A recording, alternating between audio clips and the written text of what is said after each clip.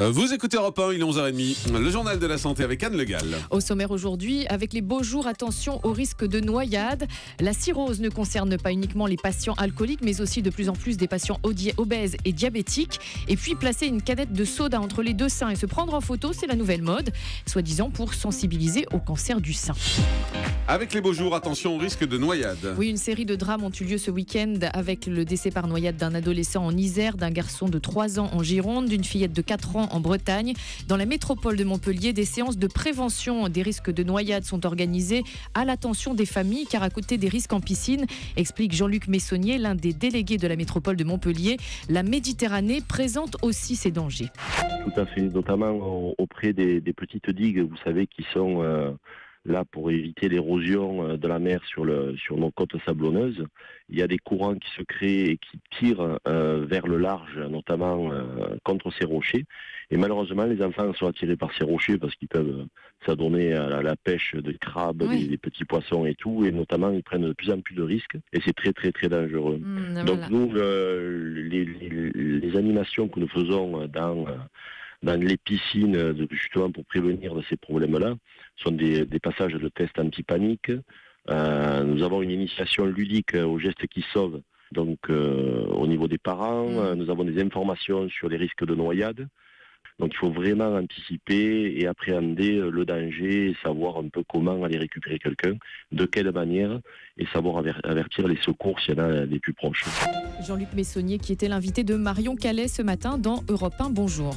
La cirrhose ne concerne pas uniquement les patients alcooliques. Et c'est le titre d'un article du Figaro ce matin qui souligne que cette maladie du foie concerne aussi de plus en plus d'obèses et de diabétiques. 30 à 50% des adultes américains auraient un foie trop gras, indique cet article. En termes médicaux, cela s'appelle la stéatose métabolique et cela peut créer des lésions du foie similaires à celles de l'hépatite alcoolique alors que les patients boivent peu ou pas du tout d'alcool. Les premiers traitements sont une bonne hygiène de vie, une perte de poids, de l'exercice physique et un rééquilibre du diabète éventuellement.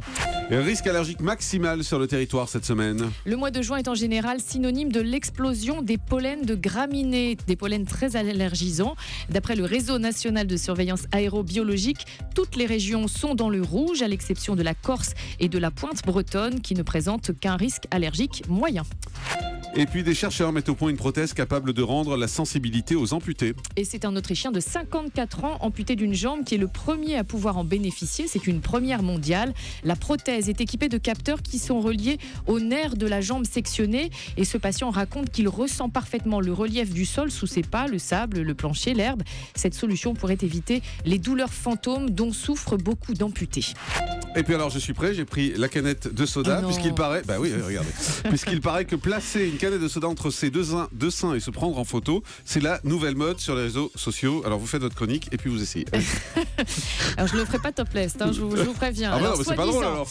Les internautes pensent qu'en posant topless avec une canette donc de soda coincée entre les deux seins, ces femmes pensent qu'elles font campagne contre le cancer du sein. Et effectivement, il y a un buzz en ce moment sur les réseaux sociaux. Mais la Fondation américaine pour la recherche sur le cancer du sein prévient qu'elle n'y est pour rien. Certains malades, d'ailleurs, qui ont subi des cancers du sein, dénoncent cette pseudo-campagne à base de photos sexy sans lien réel avec le dépistage de la maladie.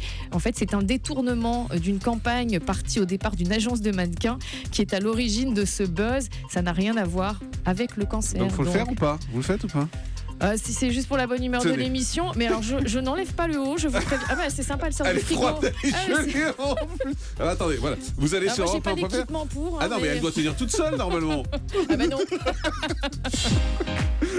Le chiffre du jour, c'est 2. 2 nouvelles drogues illicites se sont détectées chaque semaine en Europe, alerte l'Observatoire européen des drogues et toxicomanie. La prévention auprès des jeunes est donc fondamentale.